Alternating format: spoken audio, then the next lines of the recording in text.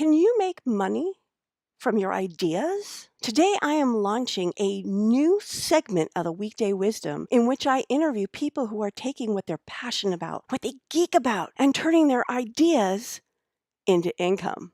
I hope you enjoy. Hello, this is Carma Spence, the Own Your Awesome mentor, and today I start the first in a series of interviews with people who are taking their interests, their passions, and their hobbies and turning that into an income. The point is to show you what's possible.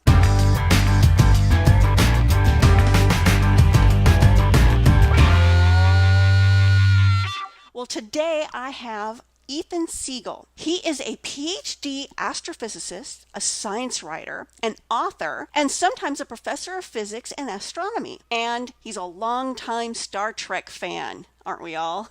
He has written for Forbes, Scientific America, NASA's Space Place, and many other print and online publications. His award-winning science blog, Starts With a Bang, has been educating the world since 2008. So Ethan, welcome. Hi there, Carma. It's a pleasure to be here talking to you. Thanks for having me, and thanks for giving me the opportunity to share a little bit about what I do and what I'm passionate about with your audience of people who want to know how to turn their passion into their success. Oh, exactly. That's what this is all about. So first, let's talk a little bit about Trek. What first got you interested? You know, I think my story with Star Trek is a little bit unusual because most of the people I know, they first encountered Star Trek as a media phenomenon, that they were checking out this new series or this series that they had heard things about, and it sort of came through them and influenced their world. For me, I was always interested in science, in how the universe worked, what made things happen the way they were happening. And when I was a kid and Star Trek: The Next Generation was on the air, that was for me a big awakening because it wasn't just that, oh, here are these things we can know about the universe, here are these things we can understand. Star Trek was about two things that no one else was really doing. The first was about that spirit of exploration. It was about that we could, with the rarest things that even if there were 1 in a million or 1 in a billion or 1 in a trillion shot, go to these places. We could investigate them in a way that we can't from afar, that we could see them up close, that we can interact of these things existing in our galaxy. If we can go out and explore the stars, we can discover them. Other thing that got me so excited, though, was that this was a vision where all the technological advances that humans made, all the scientific breakthroughs that we would make, would bring about a future that was devoid of all the problems we have plaguing the world today. That this was a place, if you were impoverished, like there was no poverty. There was no, oh, you don't have enough resources, you can't work, you're in trouble and you're SOL. Like, no, there was none of that. This was a future where the technology and the science that we had developed, that we had made breakthroughs for, this was used for the benefit and the betterment of not only all of humanity, but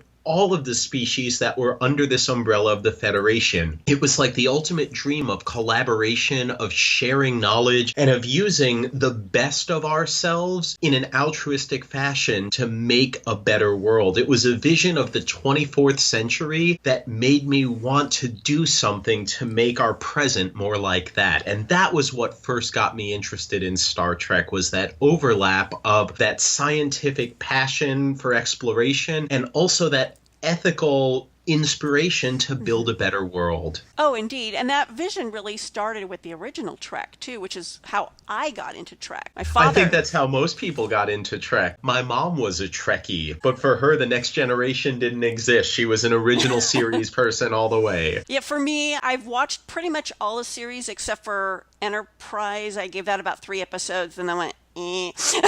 But...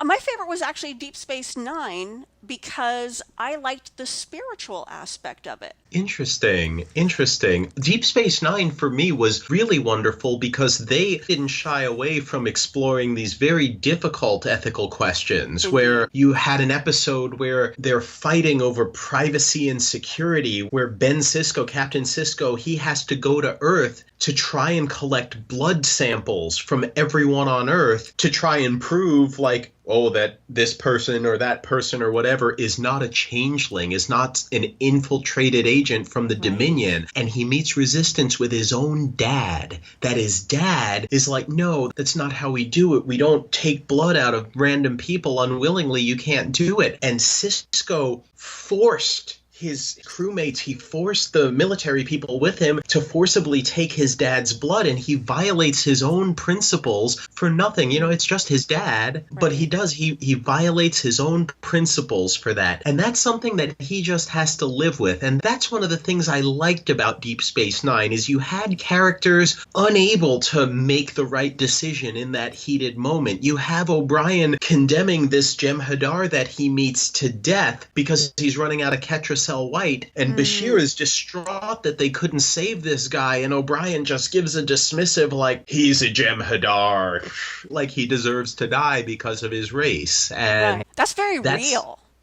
It is very real. It is very real. And by having the Irish character O'Brien do that, it was very viscerally disturbing to watch that. But in Star Trek, I think those ethical questions, making that decision between right and wrong, and sometimes not getting it right, even with as advanced as the society became, I think it's something that provides us a mirror into our own humanity and into our own frailties. And I loved about Deep Space Nine that it wasn't afraid to show us for the flawed characters that we are. Indeed. In fact, that's what all good science fiction does. And speaking of which, are you only into Trek, or are you open to other science fiction as well? I think there are a lot of good science fiction stories out there. The thing that I always try and distinguish between is there's science fiction where everything obeys the laws of physics and biology and the rules of nature as we know it. That's science fiction, but it's fine if you want to introduce new things into that, if you want to introduce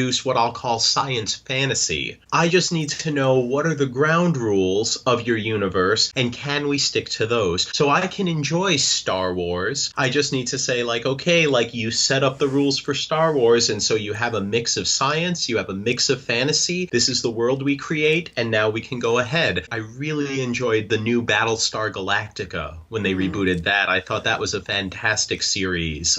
There are plenty of other science fiction universes that I can get into, but what I shy away from, what I really have a hard time getting into, is when a series is constantly changing the rules of that they obey. That's consistency is a very big deal to me. So if you want to set up your rules to be different from what I know the rules to be, that's just fine. I can suspend my disbelief for that. But if you have the rules be a certain thing and then you change them and then you change them and then you change them to suit the plot device, that's where I have a harder time getting into it. Well, you're probably a bigger fan than I am, because I know when I read, I think it was called A Princess of Mars, from the John Carter series. At the end, the princess has a child with John Carter. Well, John Carter's a human placental mammal.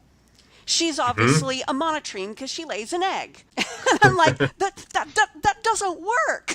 Well, I could never get around that part. The rest of the book was fun, but when it was just like, I'm sorry, no, placentals and monotremes can't have babies together. It just doesn't work. Well, that's where I would be able to suspend my disbelief, and I would probably say something like, with love, you never know what's possible. This is true. This is true. So you are also a scientist. I mean, it's clear you're a science fiction fan. You're also a scientist as well. What got you interested in science? We'll get to the answer to that question in next video. In the meantime, if you enjoyed this video, hey, give it a thumbs up on YouTube and write a comment below. Let me know what you think about this video. And if you have questions for future videos, or even know someone I could interview for this Ideas to Income segment, please put it in a comment below. I want the Weekday Wisdom to be something that you value and look forward to watching. And remember, don't box yourself in. Spread your wings and fly, because you, yes, you, are capable of more than you know.